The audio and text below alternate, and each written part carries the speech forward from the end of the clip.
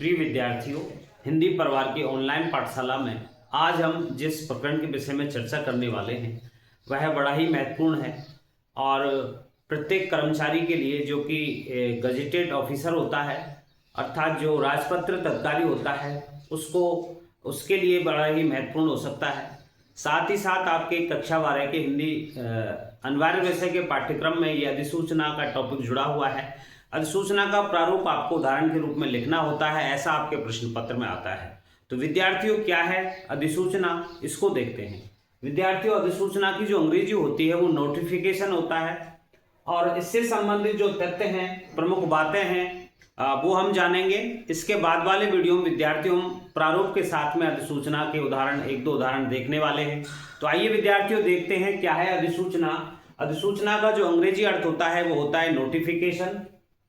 इसमें सरकारी नियम, आदेश, चेतावनी, नियुक्ति, अवकाश आदि से संबंधित सूचना को संबंधित व्यक्तियों एवं आम जनता के लिए राजपत्र में यानी कि गजट में प्रकाशित किया जाता है, इसे अधिसूचना कहते हैं। विद्यार्थियों, राजपत्र जो है, गजट जो है, बड़ा ही महत्वपूर्ण दस्तावेज होता है किसी भी केंद्र सरकार के लिए या किसी राज्य सरकार के लिए। उसमें उच्च स्तर के जो अधिकारी होते हैं उनके आदेशों को, संबंधित जो स्थितियां हैं उनको व्यक्त करने का एक माध्यम होता है, एक दस्तावेज महत्वपूर्ण होता है। ये जो राजपत्र है इसमें अधिसूचना जारी की जाती है। विद्यार्थियों, अधिसूचना के संबंध में जो सबसे महत्वपूर्ण बात है वो राजपत्र ही है कि अधिसूचना हमेशा राजपत्र में प्रकाशित की जाती है, अर्थात गजट में इसे प्रकाशन किया जाता है। विद्यार्थियों, जिन सूचनाओं को राजपत्र में प्रकाशित नहीं किया जाता और समाचार पत्र आदि के द्वारा प्रकाशित किया जाता है उन्हें प्रेस विज्ञप्ति या विज्ञप्ति कहा जाता है। तो राजपत्र में और प्रेस विज्ञप्ति में अंतर यह है कि केवल अधिसूचना जो है वो राजपत्र यानी कि गजट में प्रकाशित की जाती है, जबकि विज्ञप्ति और प्रेस विज्ञप्ति है इन्हें समाचार पत्र आदि में प्रकाशित किया जाता है, राजपत्र में नहीं किया जाता। विद्यार्थियों, इसमें राजपत्र जो अधिकारी होते हैं, कई बार आपका काम पड़ा होगा, आप किसी अपने दस्तावेज को, डॉक्यूमेंट्स को, उसकी जो जीरोक्स है उसको प्रमाणित करवाने के लिए, अटेस्टेड करवाने के लिए किसी ऐसे अधिकारी के पास आपको जाना होता है जहां से प्रमाणित होकर के वो जो दस्तावेज है वो प्रमाणित माना जाता है और उसे आगे भेज दिया जाता है आगामी कार्रवाई के लिए। तो यहाँ विद्यार्थियों, जितने भी लेक्चरर्स हैं, जितने भी डॉक्टर हैं, अर्थात जो फर्स्ट ग्रेड के कर्मचारी हैं, उनको राजपत्रित अधिकारी कहा जाता है। उनका जो सेवा काल का पूरा विवरण होता है, उनसे संबंधित जो आदेश होते हैं वो राजपत्र यानी कि गजट में प्रकाशित होते हैं। तो यहाँ राजपत्रित अधिकारियों की नियुक्ति, उनकी जो अपॉइंटमेंट है, उनका जो ट्रांसफर है, स्थानांतरण है, अवकाश है, पदोन्नति है, प्रमोशन है उनका, या पद मुक्ति है यानी कि यदि उन्हें पद से हटा दिया जाता है, उनका जो इंक्रीमेंट है यानी कि उनकी जो वेतन बढ़ता है, वेतन वृद्धि है, या उनका रिटायरमेंट है, या कह सकते हैं सेवानिवृत्ति है, आदि से संबंधित सूचनाएं प्रकाशित करने के लिए राजपत्र का प्रयोग किया जाता है। और राजपत्र जहाँ छपता है, राजपत्र में जो स्थिति बनती है वो अधिसूचना के अंतर्गत आती है। विद्यार्थियों, नियमों, आदेशों, नीतियों, शक्तियों के लागू होने की सूचना प्रकाशित या प्रसारित करने का जो कार्य है वो अधिसूचना के अंतर्गत किया जाता है।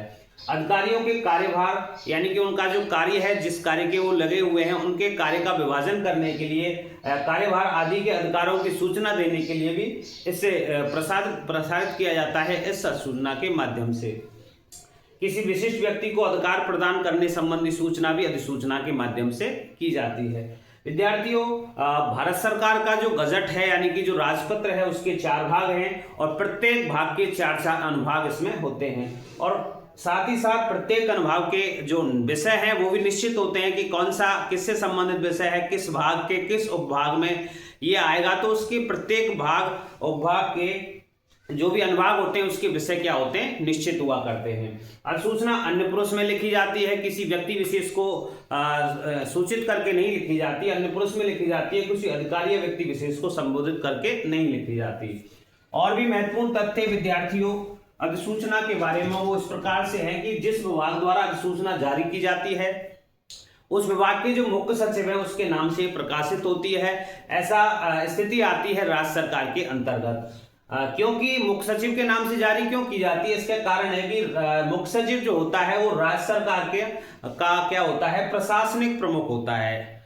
एडमिनिस्ट्रेटिव पावर जो है वो उसी के पास होती है, उसका वो मुखिया होता है, तो प्रशासनिक प्रमुख हुआ करता है राज्य सचिव।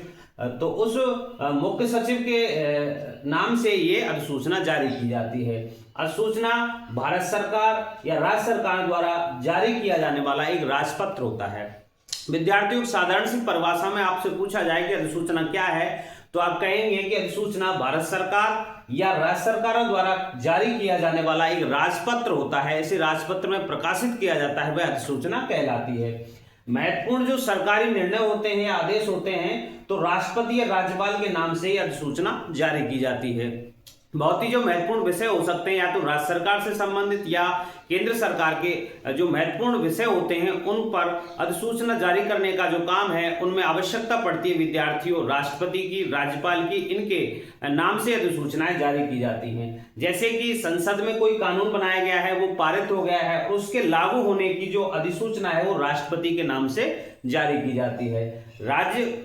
राज्य के संबंध में कहा जा सकता है कि राज्य के जो महत्वपूर्ण निर्णय हैं, राज्य के जो कानून हैं, उनके बारे में जो अधिसूचना है वो राज्यपाल के द्वारा जारी की जाती है। तो विद्यार्थियों, गजट यानी कि राजपत्र में प्रकाशित होने वाली जो सूचना है वो अधिसूचना कहलाती है, और ये उच्च स्तर से प्रकाशित होती है। और इसके प्रत्येक स्तर पर केंद्र सरकार, राज्य सरकार में 4-4 भाग होते हैं, उनके जो अनुभाग होते हैं, और प्रत्येक के विषय निश्चित होते हैं। वहाँ ऊंचे स्तर पर जब विषय की गंभीरता है या विषय महत्वपूर्ण है, तो वहाँ राष्ट्रपति, राज्यपाल के नाम से प्रकाशित की जाती है। और यदि विभागों से संबंधित कोई कार्य है, तो मुख्य सचिव के नाम से ये विभिन्न विभागों के लिए अधिसूचना जारी की जाती है। तो विद्यार्थियों, ये था अधिसूचना का एक सामान्य परिचय। अगले वीडियो में हम अधिसूचना का प्रारूप और कुछ महत्वपूर्ण उदाहरणों के साथ आपको मिलते हैं अगले वीडियो में। आप हिंदी परिवार की ऑनलाइन पाठशाला को प्रमोट करते रहें, आगे बढ़ते रहें, अच्छी तरीके से पढ़ाई करें। आपके लिए मेरी तरफ से शुभकामनाएं हैं। मिलते हैं अगली वीडियो में, तब तक के लिए धन्यवाद।